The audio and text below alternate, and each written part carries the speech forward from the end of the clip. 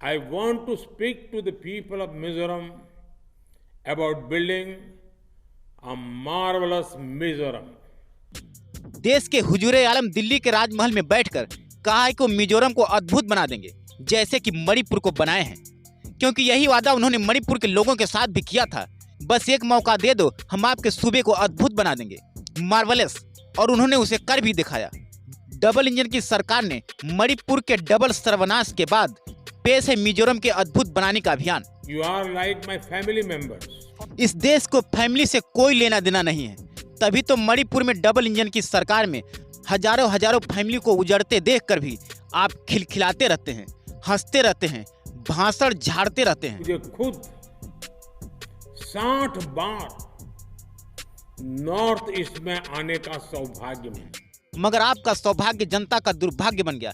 विश्वास नहीं होता तो मणिपुर वालों से पूछ लो। सुन लीजिए भाइयों और बहनों, हमारी सोच बिल्कुल स्पष्ट है कि मेरी मौज में कोई कमी नहीं आना चाहिए। सिसकती हुई औरतें, बिलखते हुए बच्चे और तड़पते हुए बुजुर्गों से मुझे रत्ती भर फर्क नहीं पड़ता।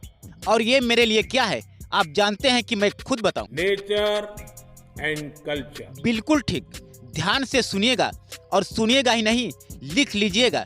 डबल इंजन की सरकार में कपड़े फाड़कर औरतों को दौड़ाते हुए भेड़िए, ये मोदी की गारंटी है। जलते हुए मंदिर, जलती हुई चर्च, जलते हुए दुकान और जलती हुई मकान, अनाथ बच्चे, विधवा औरतें, दहशत से कांपते हुए बुजुर्ग और नकारा मुख्यमंत्री और नकम्मी सरकार और जनता से नजरें चुराता हुआ प्रधानमंत्री। ये मोदी की गारंटी है।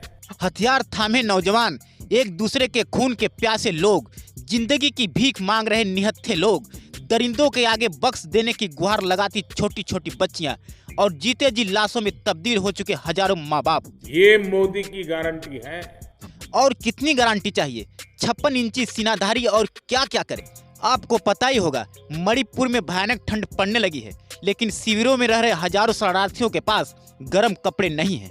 आपको पता ही होगा कि हिंसा के 6 महीने गुजर जाने के बाद भी मणिपुर के सैकड़ों गांव अभी खाली हैं और वहां अब सिर्फ सन्नाटा पसरा हुआ है। राहत शिविरों में रहने वाली हजारों गर्भवती महिलाओं को पोषण युक्त भोजन, साफ पानी और सोने के लिए बिस्तर के लिए तड़पाया जा रहा है। गर्भवती महिलाओं को मदद दी गई है। इस मदद को ना वर्ल्ड बैंक में जमा करा दीजिए मोदी जी, और नहीं तो अडानी अंबानी को दे दीजिए, उनके काम ज्यादा आएंगे, क्योंकि इतनी बड़ी रकम का औरतें करेंगी क्या। और लाभार्थी महिला को 5,000 रुपये मिले हैं। और ये सिर्फ मणिपुर की औरतों के लिए नहीं, बल्कि पूरे देश की औरतों के लिए इससे भद्दी गाली और कुछ नहीं हो सकती। लेकिन जानते हैं सब मोदी जी के लिए क्या लगता है? मार्वलस। मार्वलस मतलब अद्भुत। आज का भारत पूरे विश्व को विमेन लेड डेवलपमेंट का मार्ग दिखा रहा है। औरतों के कपड़े उतारकर, उनकी नग्न परेड कराकर, मुख्यमंत्री और प्रधानमंत्री के मुंह पर टेप चिपकाकर, बेटियों को सुरक्षा का भरोसा न दिलाकर, मणिपुर के औरतों को और बेटियों को दरिंदे के हवाले कर सरकार को चूहे की तरह बिल में दुबकाकर और प्रधानमंत्री की आंखों पर पट्टी बांधकर हमने किया है। Women empowerment. लोगों को जिंदा जलाकर, मंदिरों को जलाकर, चर्चों को खाक करके, हजारों गांव को दरिंदे दहशतगर्दों के हवाले करके हम बना रहे हैं क्या? Global tourist hub. इसे कहते हैं अमृतकाल, इसे कहते हैं रामराज, इसे कहते हैं विकास, और ऐसा करने वाले को कहते हैं विकास पुरुष। औरतों के कपड़े उतारकर खेत में खींच लिया जाता है। बड़े पैमाने पर हुए विकास ने छोटे छोटे बच्चों से उसका घर, उसका स्कूल, उसके माँ बाप और उसके सपनों को रौंद डाला। कनेक्टिविटी के कार्यों ने मणिपुर को ऐसे बांट दिया कि सैकड़ों गांव पूरी दुनिया से कट गए, बच्चे माँ बाप से कट गए, और हुजूर फरमाने आए हैं कि हमने फिजिकल डिस्टेंस को भी कम किया। आदमी और आदमी के बीच दीवार ऊंची कर दी, नफरत की दीवार ऊंची कर दी, इंसान से इंसानियत की दीवार ऊंची कर दी, और हुजूर अब मिजोरम को मणिपुर बनाना चाहते हैं।